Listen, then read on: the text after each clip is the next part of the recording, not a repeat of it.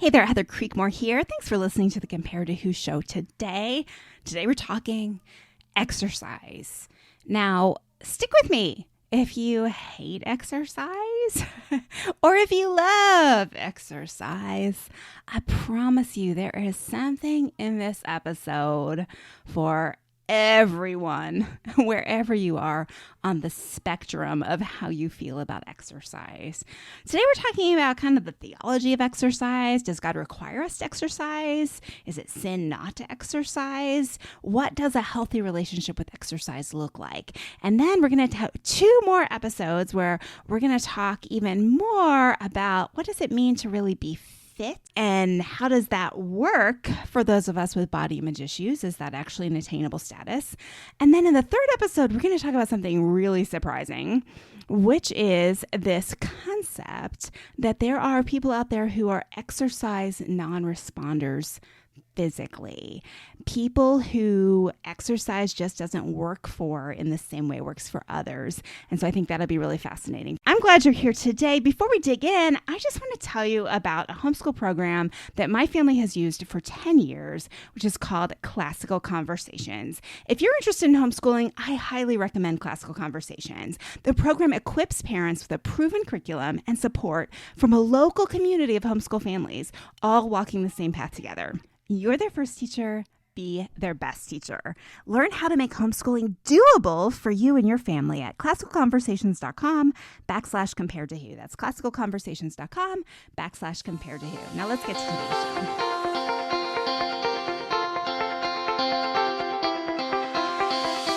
Welcome to Compared to Who, the podcast to help you make peace with your body so you can savor God's rest and feel His love. If you're tired of fighting body image the world's way, Compared to Who is the show for you. You've likely heard lots of talk about loving your body, but my goal is different. Striving to fall in love with stretch marks and cellulite is a little silly to me.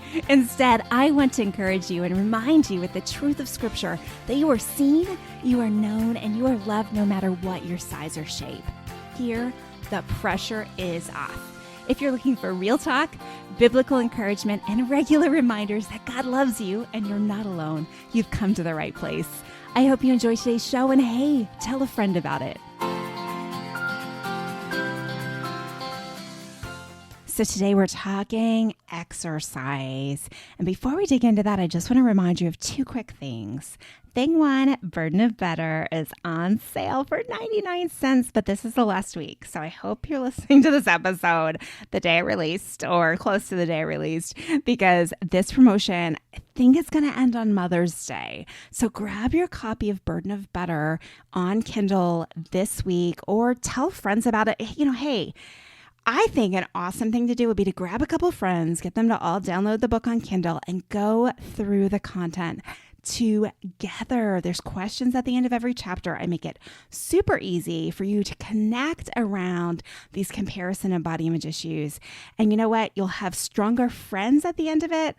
And you'll also start to feel more freedom as you think about these issues from a spiritual perspective. So that's announcement number 1. Announcement number 2 is, hey, I have a ton of listeners to this show, but not that many reviews. Would you help me change that? Reviews are super important to the ratings and ranking system, and just for other people to be able to find this show, it needs a lot of reviews. Would you consider doing that? If you don't know how, you can go to comparedtowho.me/podcast, and I have some instructions at the bottom of that page as to how to leave a review. If you're listening on Spotify, it's super easy there. Apple's a little bit more complicated, but I would just really genuinely appreciate your reviews. Okay, now let's get into exercise. I'm going to start this section by calling it kind of the theology of exercise, but don't think about it as that deep because we're going to kind of stay, we're going to stay somewhat surface level with things that you probably already know and acknowledge, right? But God made our bodies, right? That's the first part of our theology of exercise, is the theology of the body. God made our bodies. He designed our bodies, every intricate part of them. And part of his design for our bodies was for them to move. Now, in more primitive cultures, right, their movement likely had more to do with don't know, trying to catch dinner or grow dinner, right? Or just get from place to place. Life was very different centuries, thousands of years ago, right? Even when Jesus was on earth, as they traveled throughout the regions, they were walking everywhere, right? So different life than we have now. And in fact, exercise probably wasn't even a category for the average person back in Jesus' day, back in Bible times, because they got enough exercise just doing life. Now, it's interesting. We're going to talk about this passage towards the end of today's show. But 1 Timothy 4:8 is where we have that famous verse that so many people have used to justify like exercise is biblical. And that's the verse that talks about how physical fitness is of some value. So think about the reality that the ancient Olympic Games actually started, I think it was 776 BC. Before Christ. So there were Olympians and athletes in the time before Jesus came to the earth, right? So competing in sports of physical strength and physical fitness, that concept has been around for a long time. But again, the average person probably wasn't doing that. Exercise was more for those people who had chosen to pursue, and I don't even know if it would be a career, but to pursue competition in the physical fitness arena. So the question then comes, like, was that a command for everyone, or is that just a general observation? We're going to talk about that in just a little bit. But my question today, and a question I've heard some people argue, is does God command us to exercise?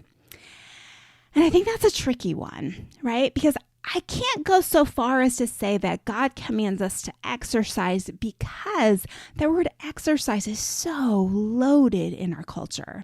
But I do think it's fair to say that God asks us to be a good steward of our bodies, and part of being a good steward of your body, if you are able-bodied, if your body can move, is to move it, right? That's a privilege of good health. That's a privilege of, again, being able-bodied, and you will benefit from the movement, right? There are so many studies out there showing how good exercise is, not just for our physical bodies, but also for our brains. In fact, I'm sure you've heard of the studies that show exercising a few times a week is more powerful than any antidepressant. If you have anxiety, if you're stressed out, if you're just feeling sluggish and blah, it is amazing what a difference exercise can make. And I believe that's not coincidence, and that's not just like, I don't know, some new phenomenon. I think we're wired that way. I think God made us that way. But we live in a sedentary society. Chances are, like me, you're sitting most of the day, or you're connected to your device when you're not working. And maybe you get home after sitting all day and you're tired and you sit all night, right? Like, we do have a cultural, societal problem where we are more sedentary. We don't have to walk from place to place. We get in our cars and drive from place to place. We don't even have to like work around the kitchen to prepare food. We don't have to go out and grow food. I mean, some of you do, and I applaud you for that. But we don't have to do those things. We can just drive up to a restaurant and have them give us some food, right? So it's a different culture that we're living in. And so we do have to ask the question, if our bodies are created to move, if moving them helps us feel well, then shouldn't we do it? And I think the answer is yes. But let me give some caveats to that, right? None of this is super black and white. Grace gives us the freedom to make good choices for our body that aren't always perfect choices. And so what I want you to understand in this is that You may not do this perfectly, and that's okay. This may be really messy for you, especially if you're coming out of an unhealthy relationship with exercise. And we're going to talk about that in just a second. But the world sets up this dichotomy that you have to do exercise in the exact way they say you have to do it, or you will pay the price. And I don't think that not exercising, according to this definition, according to the world's definition, is a sin. I think we have to be very clear in the reality that culture is constantly telling us how to eat. And we've talked about that on the show a number of times, but they're also telling us how to exercise. And that's not the advice we have to heed. Not doing it culture's way does not mean we're sinning. God does have a way, and I think a desire for us to move our bodies, but that doesn't have to look like your favorite Instagram influencer. And we're talking about that right after this quick break. So if God has given you the ability to move, and I know not everyone listening has that ability, so that's why I want to make that distinction. But if God has given you the ability to move your body, and you're not using your body to move for his service and glory, you're staying home and you're staying still, then I hope that this show will be a call for you to take some action. But hear me, I'm not necessarily saying action like you need to go join the gym. Instead, what I'm saying is there are many ways that we can actively serve the Lord that culture may not call exercise, but these ways require us to physically move our bodies.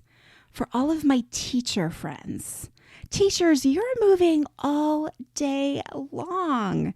I know when I teach, I'm exercising. At least my Apple Watch tells me I am. And that's a gift that God has given us teachers. And in using our gifts, we're moving our bodies. Maybe you have the gift of service. Maybe you volunteer. Maybe you help set up at church. You work in a food pantry, moving food on and off the shelves, or you care for children, or you care for neighbors, or you care for aging parents. Service requires us to move our bodies, and understand that's a form of movement. That counts. You don't have to feel any guilt or shame if you are moving all day long in service for God, but not exercising the way the world tells you to exercise. But the flip side of that is if you're not using your gifts, if you're not moving, if you're sedentary, then my friend, get moving. And if you hate the thought of exercise, remove that word from your vocabulary and just think about, how can I serve the Lord?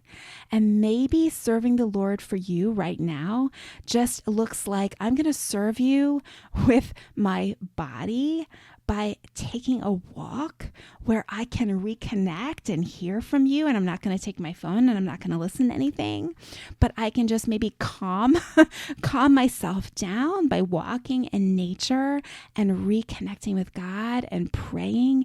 And that's how I'm going to serve the Lord through movement. Or maybe it's time for you to step it up.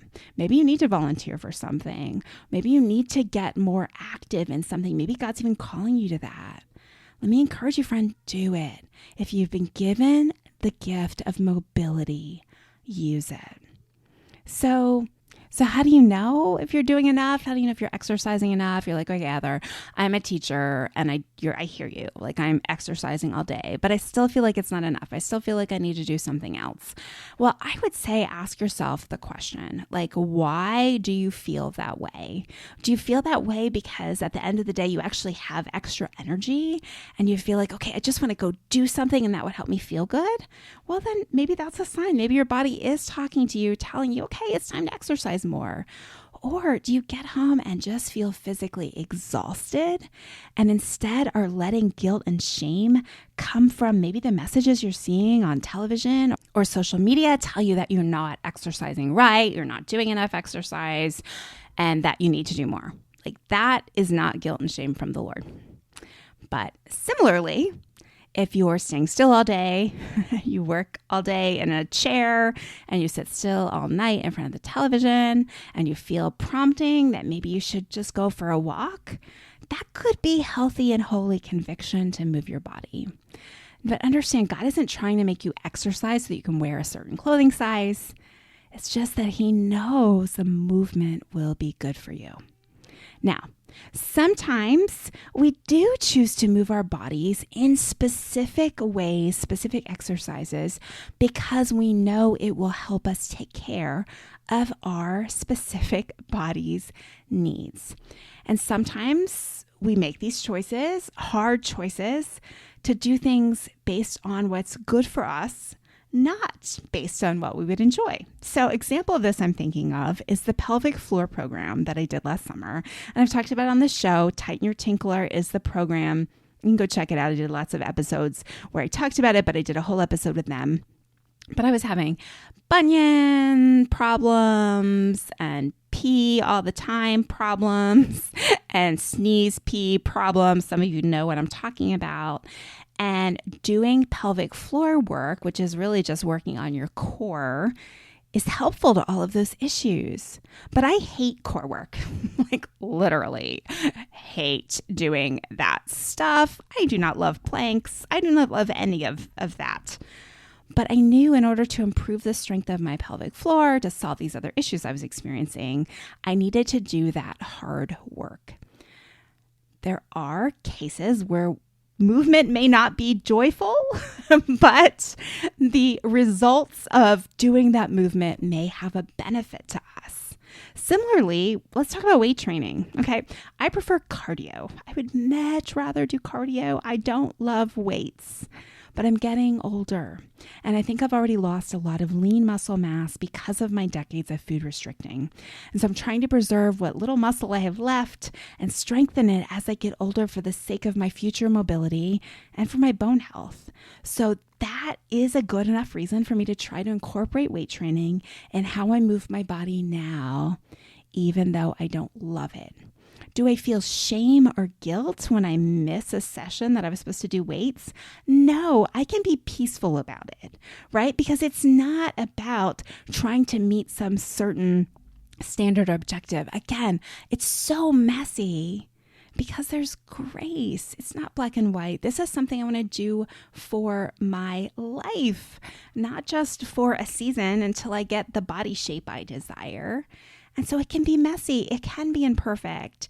I can skip a week because I was just too busy or too tired and come back to it, knowing that my heart's motivation is really just about doing something to better equip my body to serve, to make my body fit to serve the Lord and to help my body stay that way as long as possible. Now, again, we have no guarantees, and we're going to talk about this in a future episode, right? Like, we can do the best we can with our bodies, but we don't have any guarantee of health. And my friend Jimmy Pena, who I want to get on this show, we were scheduled and it didn't happen, but Jimmy Pena has a great ministry called Pray Fit. And his testimony is going from someone who was super into fitness and exercise and then got injured. And then it was just kind of all downhill from there, where he found himself really not being able to do anything at all, kind of losing all of his fitness, and actually ended up volunteering in special needs at his church and recognizing that so many people do not have the mobility that he had and that he took for granted. So if you are looking for someone to follow on Instagram, I say go follow Jimmy Pena on Pray Fit. He uses so many great illustrations from just working with people who are able-bodied in the fitness industry and people who are suffering severe disabilities, and really bringing faith into all of that to make it make sense. So yes, exercise is good. Exercise is good for us. Maybe this is your prompting to do more exercise, but maybe your relationship with exercise hasn't been healthy. Exercise can go bad, okay? So let's talk about what that looks like. Here are some examples of when I think our relationship with exercise gets unhealthy. Number one, when exercise becomes a penance for our food, and this word's in quotation, sins, right? When exercise is what you have to do after you've eaten something that you feel is not good for your body or not what you want to go into your body, that is a misuse of exercise, right? In fact, that actually is kind of borderline, and maybe for some of you, has gone all the way into an eating disorder behavior, which is called exercise bulimia, where you are, instead of purging like in the toilet, throwing up, you are purging calories by trying to burn off what you ate or trying to burn off more than what you've eaten, maybe regularly. And friends, that's how I lived for many decades. I wouldn't have known that I had exercise bulimia. No one had given it that name. In fact, I thought culturally I was just doing what was expected of me, right? Because that's what you're supposed to do. If you eat it, burn it off. Oh, we need to stop saying that. Friends, that's eating disorder behavior. It's not healthy. And I think I did a lot of damage to my body through living that way. Right? Another way exercise goes bad is when it becomes obsessive. Okay? And obsessive might be too big of a word. Let me break it down a little bit. Does exercise take the place of other things that maybe should be important to you? A Bible way to say this has exercise become your treasure? Matthew 6, the treasure principle. So how do you know? Well, let me ask you some questions. Is it easy to skip church? Maybe even, in this era of health scares, right? Well, I can't go to church because I could get a certain virus. But I'm going to the gym. I'm going back to the gym. I'm going to my workout class. Like that could be a problem. Is it easy to skip Bible study or small group, but you would never think about skipping your spin class? Well, that's a sign. If you would skip your classes at school or maybe skip a day at work, but you never skip your daily run, again, priorities may be out of line. Exercise may have become too important to your life. Exercise may have become your treasure. And really, that's another way of saying exercise has become an idol. Now, I've had clients whom I've talked to over the years who felt like God has asked them to stop exercising for a season. And that always kind of feels severe when we had that conversation. And so as I try to dig into that a little bit more, I'm asking questions like, okay, did God ask you to actually just be still? Did he ask you to like stay still and not move? Or did he ask you to give up a specific activity like aerobics or running or your Peloton, right? Because I can see how a specific sport or activity can become an idol. I can see God asking you to lay that down for a season until you can have a healthy relationship with it, or maybe even laying it down indefinitely. But I don't know that I see God telling you to not move at all. Now, I'm not saying it's not possible, but a lot of times I'll encourage these women, hey, just start walking. Now, honestly, for most people that are, I'm going to use the word addicted to exercise, walking does not sound like exercise. It did not sound like exercise to me, right? Walking is walking, and exercise is everything harder than walking. So walking doesn't feel like enough. And a lot of the women I've coached through this are kind of like, yeah, but if I'm walking, I'm not really exercising. But I'm encouraging them like, no, but walking is good for you. Like, I don't know that God has asked you or told you that you can't go walking. He's asking you to lay down this idol of exercise. Now, for some of you, maybe walking is where your idol of exercise lies, right? Maybe that's all the fitness you've done. Maybe walking is your thing. And y'all, I've been there too, right? Like when I just got into walking a year or so ago, I could easily convince myself that, okay, I'm tired, but I have to do this anyway. Or maybe halfway through the walk, or I've walked my normal amount of time, and I'm like, no, I have to keep going. And then you start thinking like, oh, well, because this might make me thinner. This might, help with all I feel like I ate last week. Like all of those disordered eating thoughts come in, and that pushes walking to a place where it kind of becomes more important than it should. But the bottom line here is exercise goes bad when we start to think about movement as something that we need to change or transform our bodies, instead of thinking about movement as something that we need to feel good or to enjoy life or to increase mobility, right? There's two different outcomes for why you are exercising. And I think you have to be honest with yourself and figure out what your motivation is. Another problem with exercise when exercise goes bad is when we're just straight up working too hard and it's hurting our bodies. And I've shared this on the show before, but I believe a lot of my thyroid, Hashimoto's, adrenal issues may be related to, well, first of all, not eating enough, but also over-exercising. I over-exercised for years. Now, how do you tell if you're over-exercising? There's a number of ways. One of the ways, or actually a couple of the ways that I think are most helpful. Number one is if you work out and you just feel like you have to eat sugar the rest of the day. Now, sugar cravings, like that's very normal. But if it feels intensified, like I just must have sugar, that's a signal that your body was probably in an anaerobic zone of exercise for too long. And trying to recover, your body is like, no, you better give me quick energy. I need it fast, fast, fast. So that could be a sign you're working too hard. Another thing is elevated heart rate. I had this problem. My heart rate was high all the time. Another problem is just straight up exhaustion, right? Like I would go teach a 7 a.m. spin class and then come home and take an 8 a.m. nap with my kids.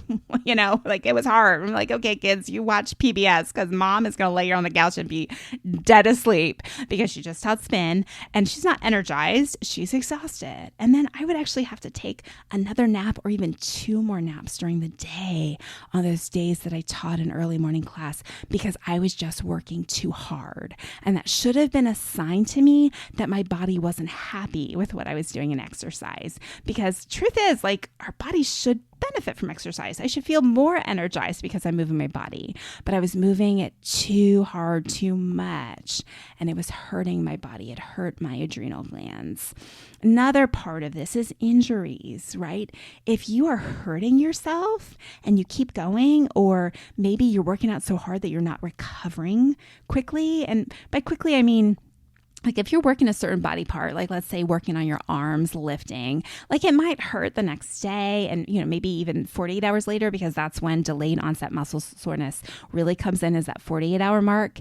But by day 3 or 4, you should be starting to feel good again. And so if you're still hurting, I would say you're being too hard on your body. The truth is, exercise is stress on your body, and not all stress is bad, right? There are ways we stress our body that helps us grow, right? Lifting weights is stress on your muscles that helps your muscles become stronger. But if you're in a season of serious stress in your life, you may feel like what I really need is a hard workout and that'll release the stress. But no, that just adds stress to your body. Your body may not actually be able to handle it well. What your body may respond better to instead is gentle movement. Again, back to walking or stretching. Or what I found is I really felt like I just needed to sweat. And I think part of it is my thyroid, Hashimoto's issues. But sweating just really helped me feel better. And I thought the only way I could get to a sweat was to work out really hard. But now I've started going to an infrared sauna where I can sweat and really just move gently or sit still if I want to. And the sweat gives me that detoxification relief that I'm craving without adding all the extra stress of a hard workout to my body. So when exercise is hurting you physically, friend, you're no longer within what I would say the boundaries are of healthy exercise according to Scripture. You are hurting your physical body, and the question is why? Why are you working out so hard? Why are you trying to work through the pain? Like, what are you afraid of? And friend, I know the answer because it's been my answer too. So don't hear any guilt or shame or condemnation coming from me. Like the answer is I'm afraid if I stop, my body will change. I'm afraid if I stop, I'll gain weight. I'm afraid if I stop, like I'll look different. And I hear you in that fear and I understand. But no, hurting your body is not worth it. And even if you feel like you can make it through short term, my friend, life's the long game. At least I hope it's the long game for you, for most of us. Right. And so those ways that we injure ourselves when we're younger because we think we can handle it, they catch up to us someday. Right. You really don't want to have hip replacement and knee replacement at 40, do you? Right. So think about how you're treating your body. We talked about this before too, but are you being kind to your body? Are you being kind to your body in the way you think about it? Are you being kind to your body in the way you feed it? Are you being kind to your body in the way you move it? Think about body kindness as you think about exercise. Okay, my final point for today is I do want to look at this passage in 1 Timothy 4:8. And someday we're going to go back and we're going to do all of 1 Timothy, or at least the first half of it, because, it's so good. The first part of 1 Timothy actually talks about like how we eat and how the apostasy tells us you have to eat a certain way and move a certain way, right? But 1 Timothy 4:8, or actually 1 Timothy 4:6, begins a section of this passage that has the subhead in my Bible, at least, a good servant of Jesus Christ. So this is, how do we follow Jesus well? How do we serve him well? And let me read it for you. By pointing out these things to the brothers, you will be a good servant of Jesus Christ, nourished by the words of faith and sound instruction that you have followed. Oh, I love that word nourished, right? Because we think about it so often with food. But God's using it for, we're going to be nourished by the words of faith and sound instruction. I feel like there's a message for dieters in there. Verse 7, but reject irreverent, silly myths. Instead, train yourself for godliness. Okay, now this is the verse that comes right before the verse we're going to talk about. For physical exercise is of limited value, but godliness is valuable in every way, holding promise for the present life and for the one to come. This is a trustworthy saying, worthy of full acceptance. And it is to this end we labor and strive, because we've set our hope on the living God, who is the Savior of everyone, and especially of those who believe. Command and teach these things. Let no one despise your youth, but set an example for the believers in speech and conduct, in love and faith and purity. Until I come, devote yourself to the public reading of Scripture, to exhortation, and to teaching. And then finally, verse 14, do not neglect the gift that is in you, which was given you through the prophecy spoken over you at the laying on of hands of the elders. Be diligent in these matters and absorbed in them, so that your progress will be evident to all. Pay close attention to your life and to your teaching. Persevere in these things, for by so doing you will save both yourself and those who hear. Friends, this passage is not about why you should exercise. This passage is about why you should train yourself for godliness, why you need physical exercise, okay, but spiritual exercise, absolutely and without doubt. That is the most important way for you to be healthy. And so my question as we kind of close up today is, are you more concerned about physical laziness than spiritual laziness? You know, that guilt and shame you feel when maybe you don't go work out like you had planned, or you don't get the workout in, or you didn't exercise today or this week and you feel shame. Friend, does that consume your thoughts more than, I didn't get to read my Bible. I'm upset that I didn't get to I didn't get to spend time with God today. Like which one, be honest with yourself, is more important to the way you live? Which one has a greater impact? Friend, physical exercise is good, like we said, but the goal of your life has to be godliness, holiness, being more like Jesus. If that's not the goal, if your goal is getting to be fit enough or getting the right body, you've missed the point. I love the part of the verse that talks about holding promise for this present life and the one to come. In this life, your physical fitness will help you for sure. But in this life, honestly, friend, your spiritual fitness is going to help you even more. Most of the obstacles you encounter in this life are about what's going on in your head and your heart, right? Yes, there's physical suffering for sure, no doubt. But even in physical suffering, we still have a battle in our head and our heart. Your spiritual fitness is what is going to equip you to do life well. And beyond that, it's what will be rewarded in the life to come. Like, I don't think God's going to be greeting us in heaven with, like, remember getting the Presidential Physical Fitness Award, like that certificate you got in elementary school for like how many push-ups or sit-ups you could do, right? Like, God's not going to be at the gate of heaven like, here's your award for physical fitness. But spiritual fitness, yeah, there's rewards for that. There's rewards for godliness.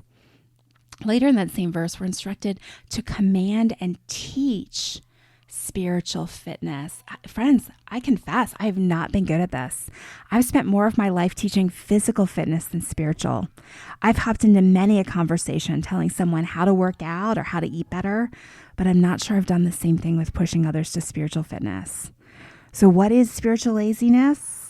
Again, friend, I think if you have time to work out, but you don't have time to read your Bible, things are out of order. If running gets the best moments of your day, but spending time in prayer gets those exhausted minutes before bed, there's room for improvement.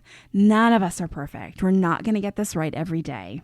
Again, there's so much grace for the messiness of navigating all this. But be honest. We have to be honest with ourselves. We have to be honest about what we've prioritized, what we actually treasure. What do we actually believe is important? Do we actually believe that physical fitness is better for us right now than spiritual fitness? I believed that for way too long. And as you wrestle through this question, I hope you'll understand that you can be super fit physically and still struggle with body image issues. The only cure for body image issues is spiritual fitness, not physical fitness. And we're going to dig more into that next time. I'm glad you were here today. I hope you were too. If this episode blessed you, leave a review. That would help so much. And hey, coaching's open. If you need someone to talk through your exercise stuff with, let's talk. Grab a time. You can go to improvedbodyimage.com or comparedtowho.me and grab a time for coaching. Well, thanks for listening today. I hope something has helped you stop comparing and start living. And hey, we're so glad we're part of the Life Audio group. If you're looking for more great podcasts like this one, go to lifeaudio.com.